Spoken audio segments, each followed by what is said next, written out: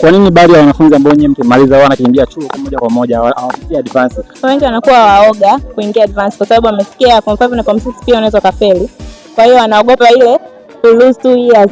Unasoma miaka miwili without no succeed, and unasoma tu with no any chance of getting passed.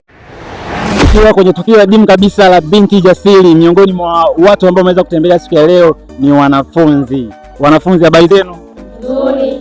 Sawa. Ningependa kumfahamu mmoja wenu kwa majina.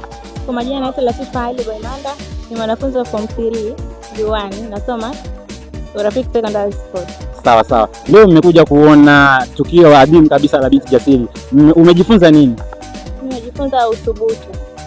Msichana wa kawaida kabisa anaweza kutoka kwenye ukawaida wake mpaka kwenda kwenye uthubutu, akawa mwanamke jasiri, binti jasiri, anaweza kufanya uamuzi wake kama yeye. Sawa, ningependa kufahamu una ndoto gani baada ya kumaliza form 4, yani una malengo gani? Nina mpango wa kwenda advance A level nisome HGL ili niweze kutimiza ndoto yangu kama mwanafunzi.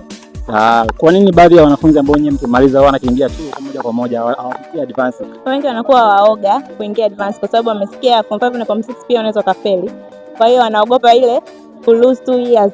Unasoma miaka miwili without no succeed, and unasoma tu with no any chance of getting passed. Kwa hiyo wao wanachofanya ni kwamba wanaamini ukienda chuo wanaweza kupata clearly wakaenda wakawa success. Sawa. Nipende kuwapongeza kwanza, si ndio? Yeah. Na pia ningependa mara moja tuangalie kamera, tuseme mtamke kwa pamoja, binti jasiri weka malengo, ule kauli mbiu ya binti jasiri. 1, 2, 3, semeni. Binti jasiri, weka malengo, piga hatua, timiza malengo. Asanteni sana.